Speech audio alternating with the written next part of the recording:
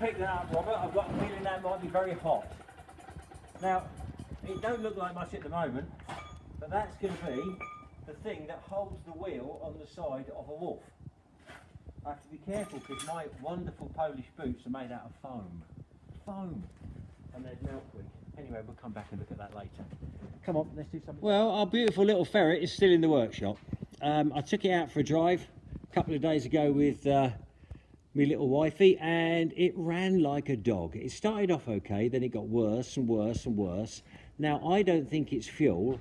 I think it might be a coil breaking down. And as a coil gets hotter, that's when you start getting electrical problems. It don't burn the fuel. What are you doing, Robert? The bin box? Yeah. For the battery? Yeah. Okay, give it a bit of a buff up first. And then that's the last pieces to the jigsaw. Other than that, I will be looking at condenser, maybe even the plug leads. Who knows? But something's breaking down, and I'm not getting the. I don't think I'm getting the spark I should do. Well, not after a while, anyway. What a pain in the arse! First of all, you have to take the top decking off. Then you have to take the oil cooler off. Then you have to piss around with little nuts you can't get to on the coil. Anyway, we've got a new coil just dangling in there, and I've messed around with the timing a little bit.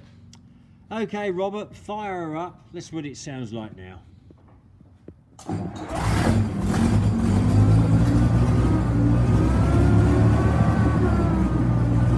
Yeah, sounds better. Probably just needs a jolly good run now. Go on, Robert, give it a good rev. I don't think he can hear me.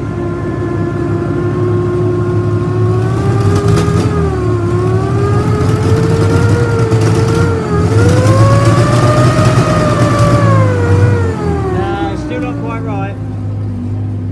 Still not quite right. Right, I'm going to see Uncle Nigel because he's been working on Merlin's 432. And we're about ready to fire it up now. New injector pump as well. Nightmare. The moment of truth on the 432. Ignition on, and let's see.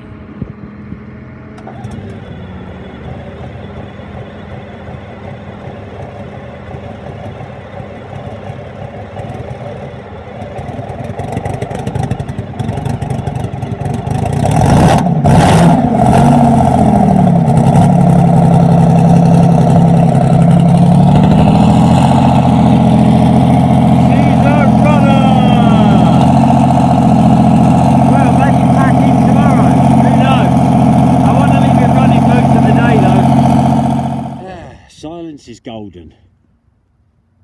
So basically we're stripping that one out, all the stuff we don't want on it.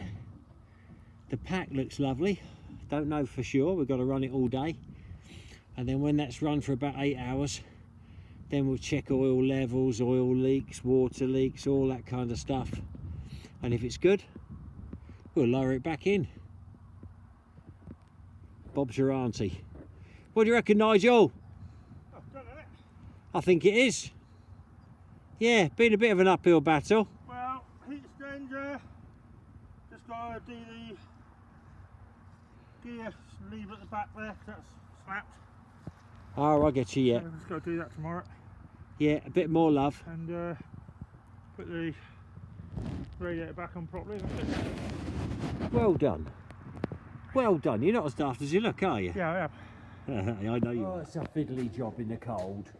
The idea is, once you've taken the first layer out, which has gone cloudy, go around with a nice big smarm of this black stuff called PU. It's very tough. I get all the difficult jobs, and I'm going to go out and wander out and have a look at them doing a pack drop-in a minute. But it's been a busy week one way or another. What with golf carts, a couple of ferrets, some other bits and pieces, buying a few, and sorting Nigel's quad out for him. Right, I'll show you how it's done. Come in a bit closer, Robbo. Now what you do is you get the exact right amount squeezed in there, and then you use one finger. And this finger you use, you've got to be prepared to sandpaper it afterwards, because there's no way this shit is coming off with soap, water, acid, anything. The only way it's coming off is mechanically.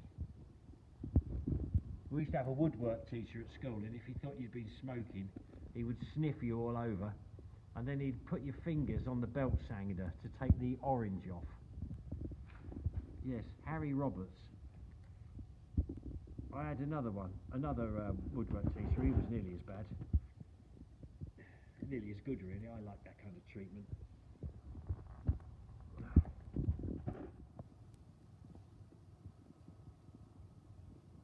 I also do bathrooms.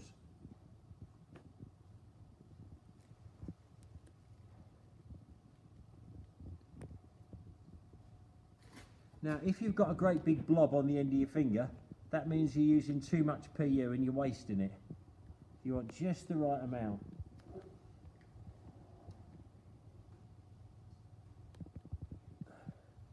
And then I don't let it dry, I pull the tape off straight away and then I let it dry. And it seems to do a better job. Right, watch this. And like I say, I only use one finger with this shit because it's awful.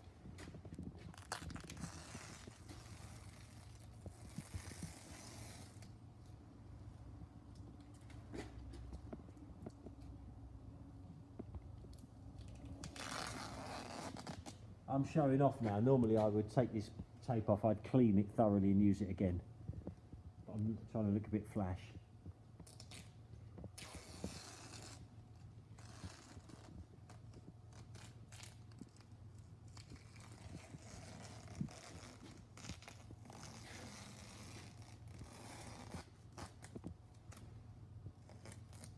There, that's the way I do it. Pretty neat. Well, there we go again, I missed it. The lads have dropped the engine back into the 432. So tomorrow I guess we'll shackle it up and I'll have a little run around in it. Shame to get it all muddy, those tracks are beautiful. But that is the nature of the beast, I'm afraid. To get it to the back of the workshops, we've got to go through the mud. But they had it running all day and no oil leaks, no water leaks. So it's all good. Sticky label on the front of that flywheel. Not done a lot this vehicle, not done a lot at all. Without a 360, how on earth do you put a pack back in? People say 434s, but trust me, a 360 is so much better. Backwards, forwards, uppy, downy, everything you want in the world. So let's have a look in the back end. So basically this little stack here are engine covers, and we want all that. And this lot here is everything to do with a radio vehicle, which we don't want. We've stripped the mud guards off, we've stripped the bin boxes off. I've got new mud guards, but I'm not sure about bin boxes. Then in the back there's an awful lot of wire. But anyway, it's all stripping down, it's all coming out. A tricky bit where it goes in the roof over there. These seats aren't staying in either. You have sort of custom camouflage seats. I know it looks rough in there, but if you actually look at the trim, it's in really good order. It's a very modern trim. These bend bits here will have to be pulled out and get it all nice and tight. And there we go. Yeah, no real distractions. Well, this week we've got weapons development, and then Friday we've got diversity coming to have a little look round about having a dance in the fields. How about that? And then next week, if they like what they see, I'll be learning to dance. I'll be dancing with diversity. I'd rather piss around with tanks. Yeah, that's waiting to be run over. What a shame.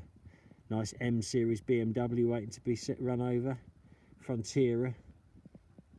A few rather nice Saabs. Very nice Jag over there. But at the moment, we can't even do the private car crush. Not in full lockdown. We can only do that in tier 2, I think. Then we can go back to doing small groups, doing private crushes. Rum old time, isn't it, eh? A rum old time. Still, we're getting lots of vehicles finished.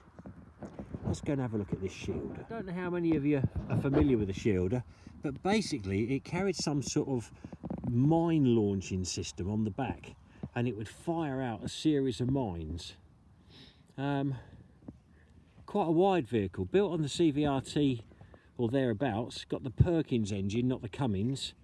Nice vehicle to drive.